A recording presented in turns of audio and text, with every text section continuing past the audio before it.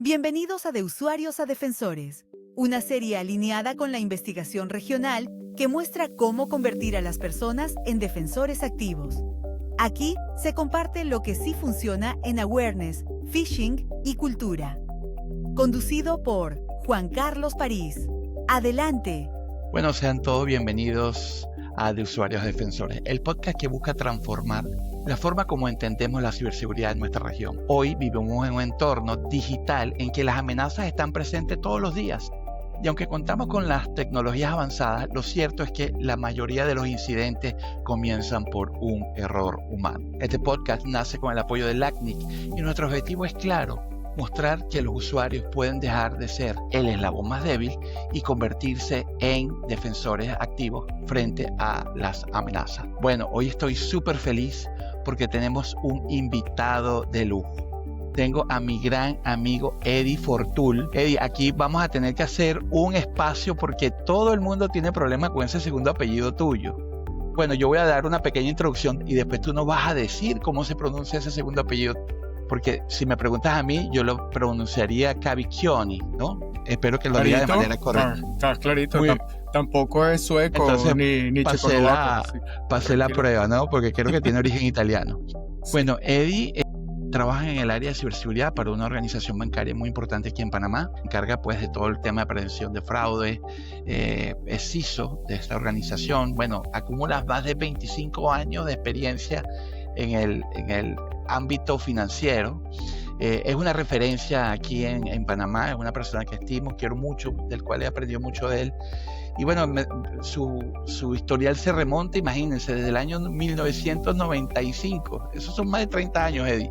Pero queremos que tú mismo te presentes. Fíjate que cuando estaba revisando tu perfil, me aparecieron cosas interesantísimas, como que tú trabajaste en instituciones financieras y ahí mencionas inclusive Diners Club. Yo creo que muy poca gente sabe lo que es una Diners Club y ese fue el origen de muchas cosas, pero no quiero interrumpirte, quiero que tú mismo te presentes y hables quién es Eddie y por qué es importante que esté compartiendo el día de hoy en este contexto.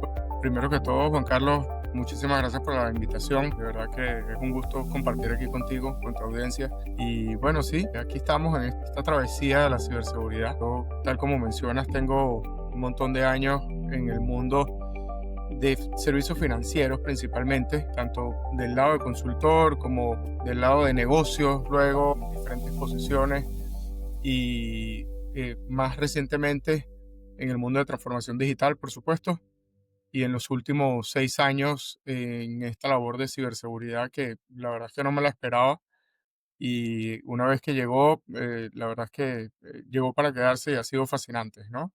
Así que sí, comentabas lo de Diners y de verdad que s- eh, en el transitar, sobre todo durante los 10 años que estuve como consultor en Accenture, pude tener la oportunidad de estar en proyectos en distintos países, en distintos tipos de proyectos, tipos de clientes, y Diners fue uno de esos en Ecuador, porque increíblemente sigue siendo la franquicia más fuerte de tarjetas de crédito en ese país. Y sí, Interesantísimo, ¿no?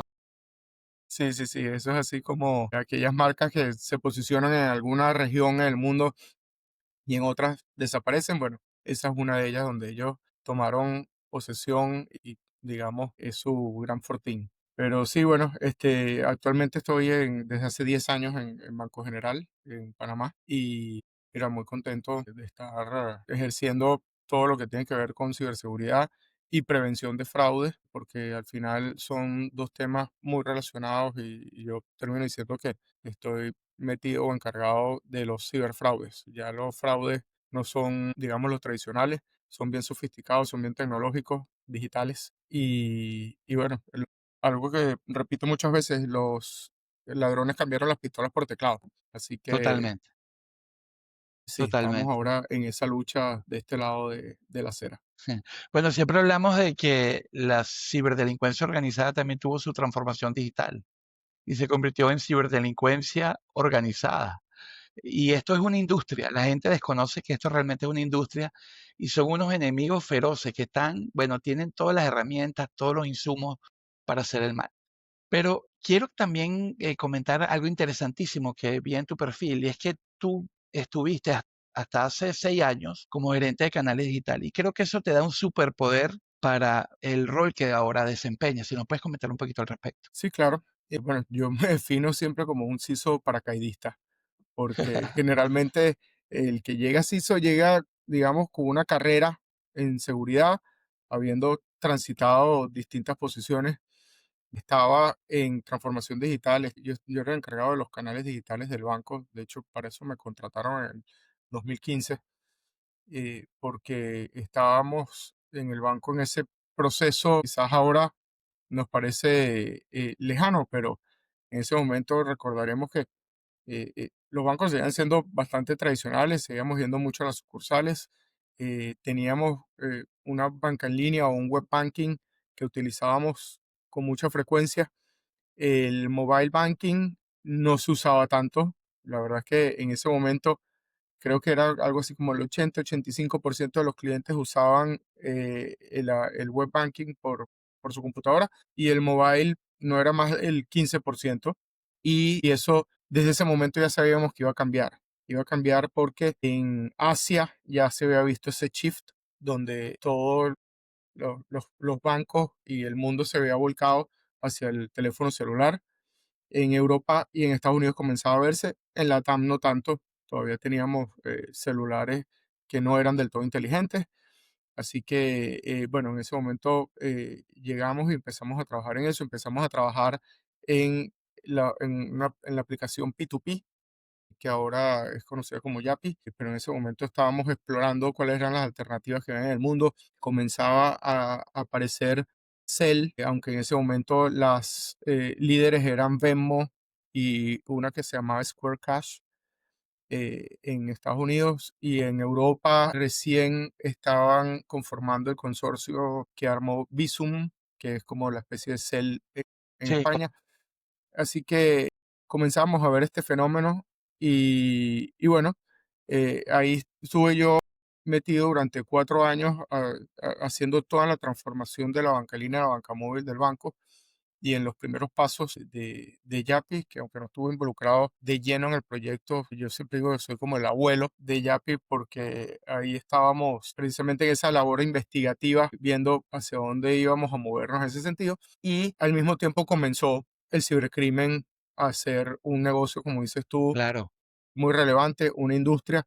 Ya no era el hacker con el hoodie metido en su casa, en un taller, tratando de meterse en tu computadora y casi que no con fines delictivos, sino como activista, sino ya esto se comenzaba a convertir en una industria. Ahora vemos que es una industria de 10 trillones de dólares, pudiese ser la tercera economía del Sí, mundo en este señor. momento. Es correcto. Y vemos que estos son empresas que tienen estructuras, que tienen planes de negocio, que tienen metas, tal cual como nosotros, Todo y igualito, donde entre ellos departamento de recursos cooperan humanos, todo. de ventas, sí, venden los ransomware as a service, sí, sí, esto es toda una estructura. Y eso ya a finales de la década pasada se comenzaba a ver y en algún estudio que le contratamos a una consultora en ese momento acerca de ciberseguridad, el típico assessment de, oye, cuéntanos cómo estamos aquí. El banco se preocupó con los resultados y dijo, oye, mira, aquí como que hay espacio de oportunidad para hacer otras cosas. Y la propia gente de esa consultora le dijo, mira, entre las cosas que tienes que hacer, tienes que fortalecer al equipo y lo que deberías hacer idealmente es tener a alguien encargado de ese equipo de ciberseguridad que no sea la típica persona de ese mundo, sino que venga del negocio porque Claro, estratégico. sería un habilitador del negocio. Hay que ver la ciberseguridad como un habilitador y no como un control que hay que colocarle a los colaboradores o a las áreas de negocio. Entonces, en ese momento, entonces me plantearon el reto, me dijeron, mira, tú construiste todo esto, pero todo esto pudiese tener brechas, tú lo conoces más que A el fondo, resto, así que, correcto. exacto, tienes los skills porque tienes formación tecnológica para manejarlo. Pocas personas pueden hablar ese idioma de negocios y tecnología, por lo menos en ese momento era así. Eso ha ido cambiando afortunadamente cada vez más, que bueno, me dieron la oportunidad y me vine, tal como decía, como un CISO paracaidista, porque llegué a un área que tenía 14 personas apenas, ahora somos 65 Wow. Pero mira qué 6 años después. interesante que comentas esto, porque si bien es cierto que venías de canales, conoces el inside y además todos los ataques vienen por los canales, si te pones a ver de alguna forma. Sí, O sea, los ataques, hay ataques de todo tipo, pero digamos que la verdadera joya de la corona de cualquier banco en este momento son sus canales digitales y es principalmente su app, su banca móvil, porque ahí está el banco. El banco claro, cada vez desarrollamos más alrededor del app y la gente ya ha dejado de ir a las sucursales, ya ha dejado de llamar al call center, lo hacen cuando tienen que hacer algo muy particular, pero en el día a día las personas entran, nosotros tenemos medido, hay gente que entra 2, 3, 4, 10 veces al día a nuestro app. a ver su saldo. Bueno, ni hablar el 15 y último, que están dándole a ver cuándo le depositaron, pero sí, Pero qué este, interesante que no solamente has vivido esta evolución, todos estos cambios, has sido parte de todo este movimiento, pero también has sido futurista porque has adoptado estas nuevas tecnologías y debo reconocer que de alguna forma la institución la cual tú representas ha sido pionera en muchos servicios, han sido early adopter en muchas cosas, lo que les ha dado, por supuesto, de alguna forma una ventaja ventaja competitiva. competitiva, ¿no? Porque es obvio, ¿no? El primero que adopta estas tecnologías El que que son pega primero de pega dos fácil veces. adopción inclusive para el público. Correcto, correcto. Mira, y antes de pasar a nuestras preguntas, quiero poner algo en contexto, y es que el usuario ha sido señalado por años como ese eslabón débil, pero en realidad puede convertirse en un actor clave en la defensa. Y para lograrlo hay tres pilares fundamentales, y tú creo que me has escuchado decir esto millones de veces. Siempre hablo de la conciencia, el compromiso y la cultura. Y justamente de eso es lo que queremos hablar contigo hoy. Y en este formato tenemos 5 preguntas que le hacemos a todos nuestros invitados y voy a comenzar con la pregunta número 1 para que la desarrollemos. Quiero que me digas, ¿por qué consideras que los usuarios siguen siendo ese punto de entrada más explotado por los atacantes? Fíjate, porque seguimos viviendo en una época de transición. Estamos en una época de Ok, transición generacional tecnológica. Ni tú ni yo somos nativos digitales. Conocemos bastante de tecnología porque correcto. estudiamos tecnología y hemos vivido de la tecnología, pero somos, digamos, unos bichos raros dentro de nuestra generación. La mayoría de nuestra generación y nuestra generación anterior no son tecnológicos. E incluso la siguiente es medio tecnológica. Los que realmente son nativos digitales son los que nacieron en este siglo. Dicho esto, seguimos teniendo muchas brechas entre el mundo físico y el mundo digital en cuanto a cómo manejar nuestra seguridad. Por eso yo considero que cada uno de nosotros seguimos siendo el eslabón más débil. Y yo me gusta mucho echar mano de las analogías cada vez que hablo de ciberseguridad, Claro, cada vez que le hablo a la alta gerencia del banco, a la junta directiva, porque es la mejor manera de que se entiendan estos conceptos que a veces son un poco complejos, ¿no? Y generalmente cuando quiero conversar de esto, hablo acerca de que nosotros debemos llevar a nuestro plano digital las mismas prácticas que tenemos en el plano presencial. Por ejemplo, nosotros cuidamos muchísimo nuestras llaves, las llaves de la casa, las llaves del carro, las llaves de claro. lo que tengas. De hecho, cuando se te extravían las llaves es una tragedia, pero siempre las tienes en el bolsillo, las tienes en algún sitio en tu casa resguardadas. Hay que hacer eso en el plano digital y hay que llevar a la gente a que entienda que eso es relevante al plano digital. Pero no mucha gente lo entiende y la gente sigue teniendo el mismo usuario y el mismo password para muchas cosas, desde su banca en línea hasta el site en el que se acaba de registrar para comprar unos zapatos. Entonces hay que empezar por ahí, contarle a la gente de que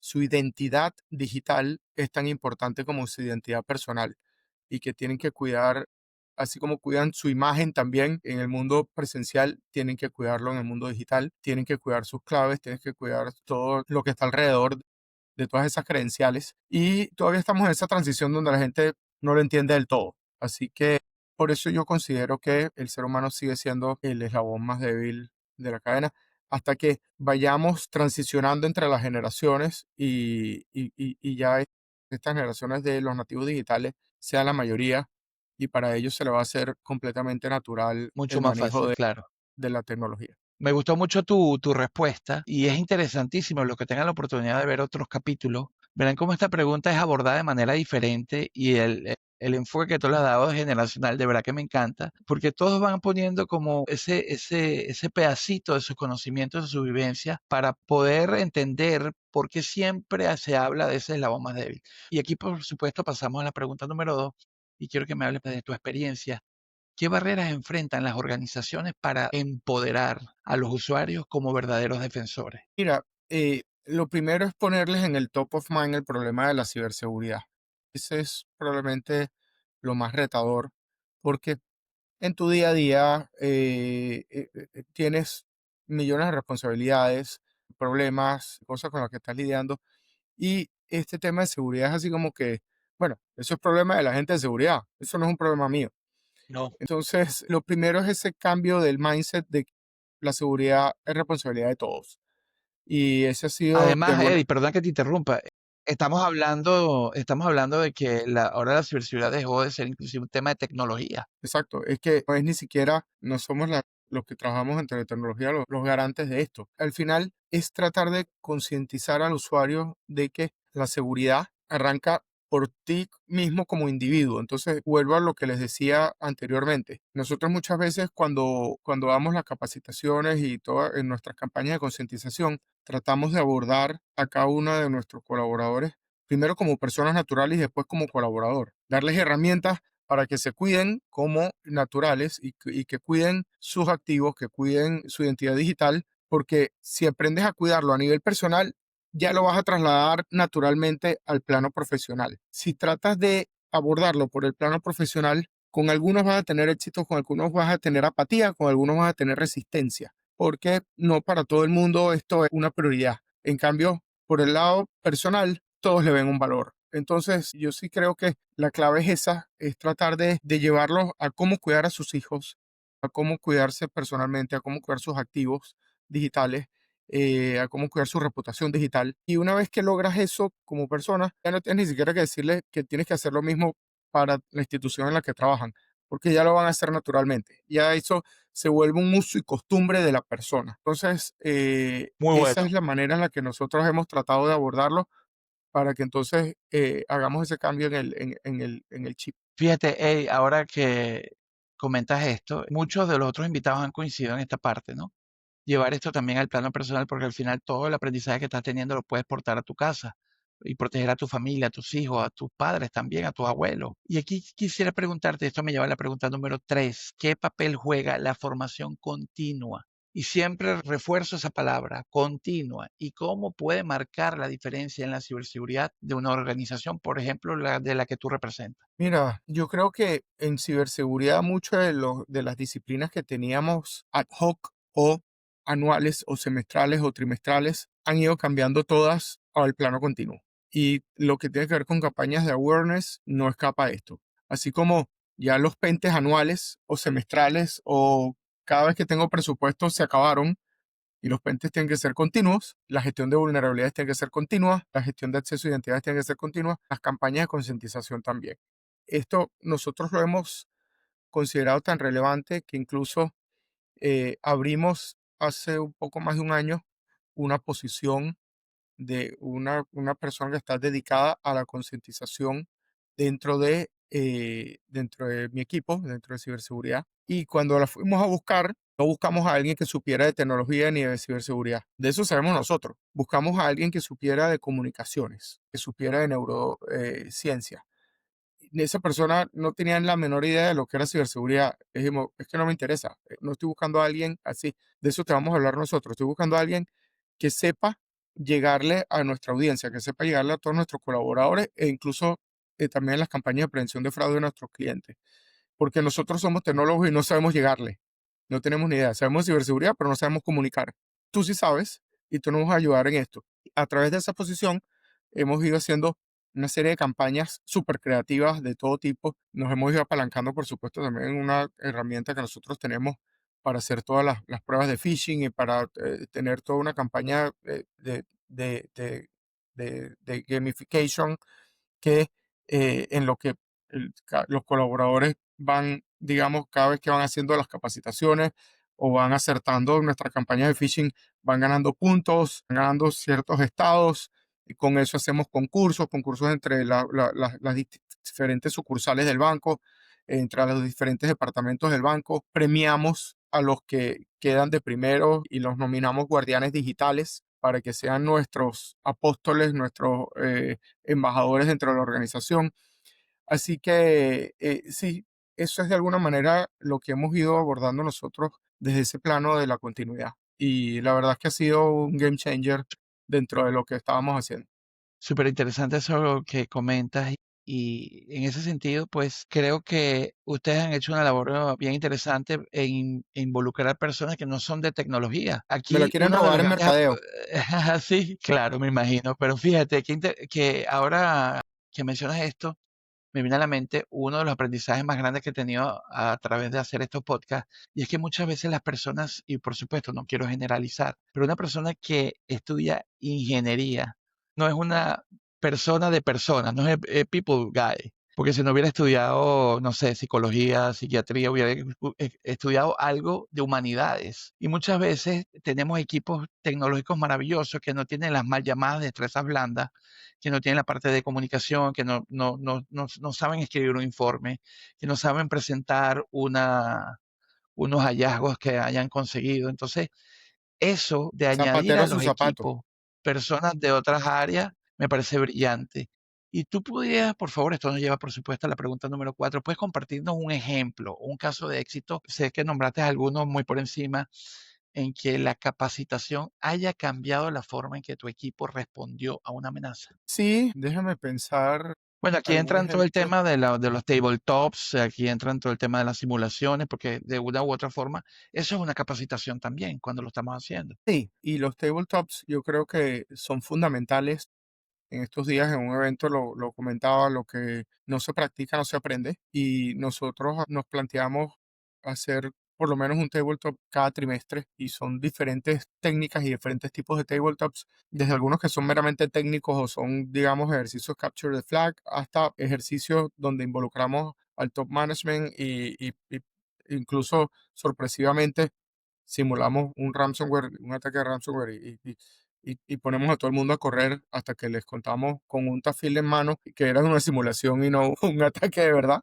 Eh, pero sí, sobre todo sí, de esos tabletops surgen siempre aprendizajes. A mí alguien estos días me preguntaba, ¿y siempre tiene lecciones aprendidas en esos tabletops? El día que no tengamos lecciones aprendidas es que no lo hicimos bien. No es que estamos ya listos, preparados totalmente para un ataque, porque nunca vas a estar 100% preparado. Yo creo que ese día el ejercicio no cumplió el objetivo. Así Mi que director de riesgo siempre comenta de que que no hay prueba mala, que inclusive en la peor de las pruebas siempre hay una infinidad de aprendizaje y creo que esa frase me va a acompañar por el resto de mi vida en este mundo, ¿no?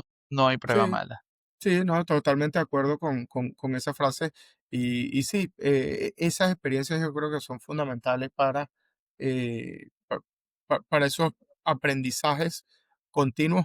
E incluso no solo esas, sino los incidentes de verdad, de los incidentes Claro, por supuesto. que puedes ir sufriendo en el día a día, Ahí están las eh, lecciones aprendidas. muchísimas lecciones aprendidas. Sí. Mira, y eso vamos a conectar con la pregunta número 5. Yo sé que nombraste alguno, pero ¿qué buenas prácticas destacarías como modelos a seguir para otras organizaciones en Latinoamérica que puedan adoptar de tu experiencia? Mira, en líneas generales, nosotros nos estamos guiando mucho hacia unas filosofías de confianza cero, es Zero Trust. Y esto es un journey de largo plazo. Una vez un consultor me asustó y me dijo, mira, se tienen que meter en esto hace unos 3 años. Esto, y cuánto tiempo toma un programa como este? Y me decía, bueno, entre 8 y 10 años. Bueno, pero entonces ninguno lo ha terminado porque no se está hablando de Zero Trust desde hace 10 años. Todos están por la mitad. Pero mira, al final, independientemente del ritmo que lleves, sí es relevante guiarse por ese principio en el sentido de que antes nosotros en ciberseguridad estábamos muy empeñados en protegernos de las amenazas externas, de proteger aquel famoso castillo que teníamos blindado a través de firewalls, a través de conexiones seguras en la red, porque la tecnología cambió. La tecnología ahora está basada en la identidad y no en las redes como antes y en esa fortaleza. La pandemia cambió además el modo de trabajar y aceleró Ese es el nuevo este perímetro, Eddie. nuevo Ese es el nuevo modo que perímetro tenemos ahora. ahora. Ese es el nuevo perímetro, así mismo. Y que sí, yo sí creo que mi principal recomendación a todo el que esté abordando la ciberseguridad, por muy grande o por muy chica que sea su entidad, debe ir pensando en estos principios y debe arrancar por las identidades. Las identidades son fundamentales. El control de acceso de identidades es el principal control que tú tienes si tú gestionas bien los accesos y las identidades y principalmente los privilegiados. Ganaste, en mi opinión, el 80% de la batalla. Y el otro 20% tienes que remarlo con el resto de controles orientados a tus endpoints, a tus redes, tus datos. Pero si tú dejas que los hackers entren o que alguien a lo interno tenga el acceso que no debió tener sin el monitoreo y sin la vigilancia que debía tener, pues de ahí en adelante va a ser muy difícil que tú puedas seguir custodiando tus activos, ¿no? Así que en estos días veía y lo he ido adaptando, un, u- una especie de eslogan que decían que los hackers don't break in, they log in. Y es así, no necesitan romper nada. Ellos lo que necesitan es un acceso para entrar. No tienes que romper la cerradura, romper la ventana, tratar de meterte por el techo. Con conseguir las llaves, entras. Y ya después que estás adentro, si no tienes los controles adecuados y si no tienes la vigilancia dentro de tu casa y no tienes las cámaras en cada uno de los cuartos, en la cocina, en el comedor, y no tienes llaves de acceso a todas esas áreas, entonces se te va a complicar la gestión.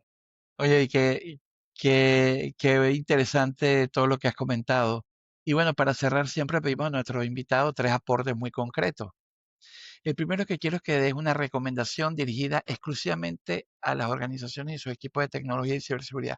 Una acción concreta, en una frase. ¿Qué recomendaría para fortalecer las defensas de sus colaboradores? No subestimen las campañas de concientización que hablábamos justamente hace un rato. Muchas veces lo vemos como algo accesorio, como algo regulatorio, como algo que te va a ayudar, pero en realidad sí ayudan y sí pueden ser un cambio importante dentro de la organización. Y recordemos, echando mano de las analogías, perdón, campañas relevantes a lo largo de los años. El cinturón de seguridad. El cinturón de seguridad era algo que en los años 80, quizá 90, nadie utilizaba. ¿Cómo Nadie. sobrevivimos, Eddie? ¿Cómo sobrevivimos? Sí, algunos sobrevivimos, otros no, Claro, pero es algo que ahora nos ponemos en automático y nos ponemos en automático gracias no solo a que te van a poner una multa, sino gracias a ya las las campañas de campañas. concientización. Otras que han sido muy relevantes tienen que ver tanto con todo el tema de cambio climático y reciclaje y todo esto, que uno ve como las nuevas generaciones lo aplican mucho, y la del tabaquismo, creo que es una de las más relevantes. Inclusive La he cantidad de visto gente que publicidades fumaba, de, sí, he visto, escucha esto que increíble, he visto publicidades de los años 40, los años 50, donde los médicos recomendaban ciertas marcas de cigarros para las mujeres embarazadas porque esta eran es más menos seguros. dañina que la otra. Imagínate qué Imagínate. locura eso, Y sí, toman tiempo, toman años, pero son efectivas. Perfecto. Mira, y ahora quiero que como segundo call to action aquí le des un consejo a cualquier persona que esté escuchando este podcast que no necesariamente sea tecnólogo, algo concreto que lo pueda ayudar a proteger su ciberseguridad o su cuando interactúa en el mundo digital o en la internet. Sí, mi consejo es que hay que estar alertas, hay que dejar la ingenuidad a un lado.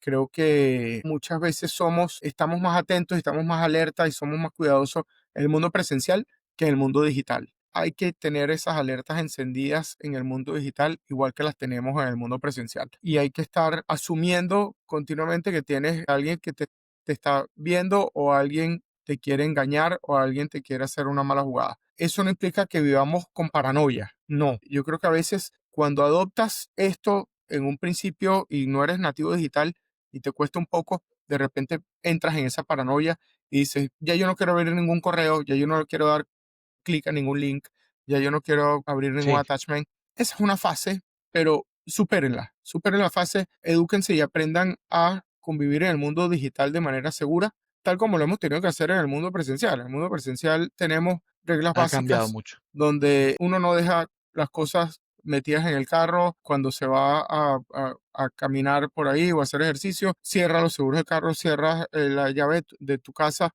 antes de acostarte a dormir. Es lo mismo, medidas básicas que se vuelven costumbres y después que se vuelven costumbres y hábitos, se te hace muy sencillo. Al principio cuesta convertirlos en hábitos, pero lo que tenemos es que llevar esos hábitos del mundo presencial al mundo digital y después se van a dar cuenta que era algo mucho más sencillo de lo que parecía al principio. Perfecto. Mira, y bueno, tenemos aquí una costumbre en el programa, ya se ha vuelto una tradición, y es que otro invitado te deja una pregunta sorpresa, cosa que tú vas a hacer después, me vas a escribir por el WhatsApp, me vas a enviar tu pregunta. Por aquí te dejaron una pregunta que es la siguiente. Si hubieras podido escoger otra carrera para estudiar, ¿qué hubieras estudiado? Medicina. ¿En serio? Qué interesante. Medicina. Bueno, Siempre tuve esa curiosidad y en los últimos años pienso que me hubiese gustado ser sociólogo. Me gusta mucho interesantísimo. analizar los comportamientos, analizar a la gente y la sociología ahora y la neurociencia se ha vuelto algo aún más interesante, ¿no? Pero sí, cuando era joven me debatía entre estudiar sistemas o estudiar medicina. Son cosas Y mira, completamente diferentes, pero imagínate que ahora existe, se habla ahora de ciberpsicología y hay una rama que estudia el comportamiento de las personas con respecto al tema de la ciberseguridad. Es una carrera que se estudia. Y hay un máster. De hecho, yo he tratado de aplicar a muchos y no me aceptan porque no tengo la formación de psicología. Tengo que tener máster interesantísimo, de todos los colores y interesantísimo. sabores. Hay carreras muy interesantes. El mundo se ha ido sofisticando cada vez más Está cambiando. y es bueno. Creo que necesitamos especialistas en muchas disciplinas. Y en la medida que vamos descubriendo cosas en la humanidad, van a salir cada vez más especialistas de eso. Claro que sí. Bueno, muchísimas gracias, Eddie, por acompañarnos el día de hoy. Ha sido una conversación que he valorado muchísimo, llena de aprendizaje, llena de analogías. Estoy seguro que muchos de nuestros profesionales que escuchan esto están tomando nota para compartirla con su equipo. Y a quienes nos escuchan, gracias por ser parte de Usuarios a Defensores. Y recuerden, la ciberseguridad no depende solo de la tecnología, sino también de nosotros. Cada uno puede ser parte de esa primera línea de defensa. Y con esta reflexión nos despedimos por hoy y nos escuchamos en el próximo episodio. Muchísimas gracias. Chao, Eddie, muchas gracias. Queremos agradecer muy especialmente a nuestro invitado por compartir su experiencia y ayudarnos a crear conciencia. También a LACNIC por patrocinar este proyecto que impulsa la ciberseguridad en nuestra región. Y, por supuesto, gracias a ti por escucharnos y ser parte de esta comunidad que trabaja cada día para convertir a los usuarios en defensores, en la primera línea de defensa frente al fraude y la ciberdelincuencia organizada. Nos encontramos en el próximo episodio de Usuarios a Defensores.